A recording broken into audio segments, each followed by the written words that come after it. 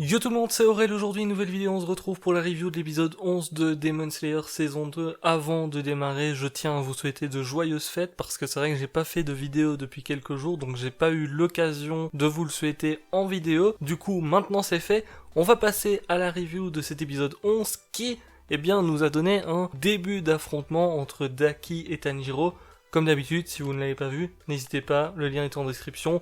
Vous pouvez checker l'épisode sur Crunchyroll et Wakanim. On a eu un épisode assez intéressant parce que la dernière fois on a vu Zenitsu qui s'était fait kidnapper et c'est vrai qu'on n'avait aucune idée de ce qui se passait pour lui, dans le sens où Daki, on le sait, elle rigole pas trop. C'est vrai qu'elle a l'air de tuer très facilement les gens, elle a l'air de les bouffer ou de les emprisonner parce que maintenant effectivement on sait qu'elle ne tue pas forcément, mais elle emprisonne plutôt les gens avec son pouvoir. En gros, elle utilise ses bandelettes comme une arme et ça lui permet de les enfermer dedans. Alors c'est très bizarre dit comme ça, mais ici par exemple dans cet épisode-ci, on a pu voir Tanjiro qui a sauvé la Oiran qui était présente dans sa maison là où lui il travaillait avant vu qu'il a quitté son poste, et en coupant correctement les bandelettes de Daki, apparemment elle serait sauvée. Alors je sais pas s'ils peuvent extraire tout le corps parce qu'ici on a que le haut du corps avec la tête et les épaules, mais potentiellement elle serait effectivement sauvée. Ce qui veut dire derrière que, logiquement, il y aurait moyen de récupérer Zenitsu si lui aussi,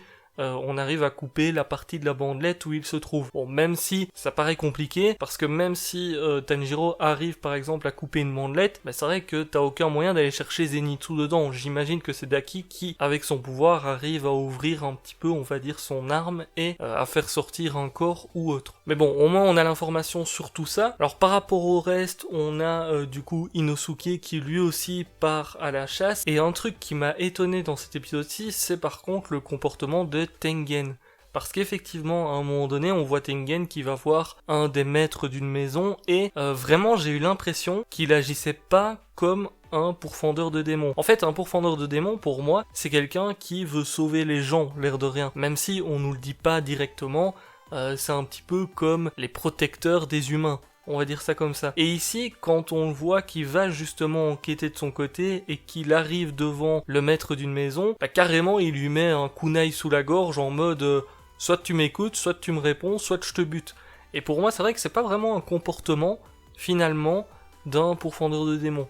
Alors je sais pas si il est comme ça habituellement, ou si ici c'est parce que ces femmes se sont faites kidnapper, etc., parce que il a joué avec la vie de Zenitsu entre guillemets, et à mon avis il doit s'en vouloir par rapport à tout ça, mais au niveau du comportement, c'est vrai que je m'attendais pas trop à ça de la part de Tengen. Un truc qui m'a surpris aussi, c'est que Tengen, globalement, il est en train de se balader dans la ville, et là on a Tanjiro qui lui a réussi à sentir Daki, même si c'était très faiblement, alors que Tengen, il se balade dans la ville. Bon, il y a un petit peu de grappage maintenant avec Tanjiro qui est en train de se battre, parce que Tanjiro a quand même été envoyé contre un bâtiment et tout.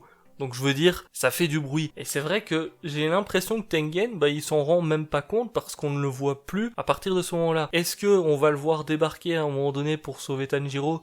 Pour moi, c'est ce qui semble le plus probable, mais je trouve ça bizarre qu'on n'ait pas eu une petite scène en mode Tengen entend du bruit, ou bien il arrive à repérer le démon, parce que logiquement, ça reste un pilier, il doit avoir des sens qui sont un peu plus développés que Tanjiro. Donc bon, pour moi, effectivement, ça c'est peut-être une petite incohérence. Après, si dans le prochain épisode on le voit débarquer en mode « Oh, j'ai entendu ce qui se passait de loin », ok, là, j'aurais rien dit, mais pour le moment, je trouve que ça fait un petit peu incohérence parce que, à l'heure actuelle, pour moi, il est censé sentir les démons un petit peu de loin, etc., et c'est pas forcément le cas. Le fait que Tanjiro le sente très peu Daki, ça reste assez logique parce que Tanjiro, on l'a vu d'ailleurs dans cet épisode-ci, ils ont réexpliqué rapidement les rangs, etc. Il est pas très élevé, et c'est vrai qu'un pilier est beaucoup plus apte à sentir les démons, à combattre, etc. Un petit truc aussi où je me suis posé une petite question, c'est au moment où on a Tanjiro qui va voir la Oiran de sa maison. Et puis bon, là, la Oiran lui dit « Ouais, j'ai bien compris que t'étais un mec machin », et elle lui dit « Demain, je quitte le quartier, enfin demain, je quitte la ville », je sais plus ce qu'elle dit exactement, mais j'ai trouvé ça bizarre que Tanjiro ne fasse pas le lien entre le fait qu'elle quitte la ville et le fait que justement elle fasse partie des prochaines victimes. Dans le sens où, on le sait, Tanjiro, c'est quelqu'un de très intelligent, vu ce qu'on a vu pour le moment dans l'animé, et c'est quelqu'un qui réfléchit énormément.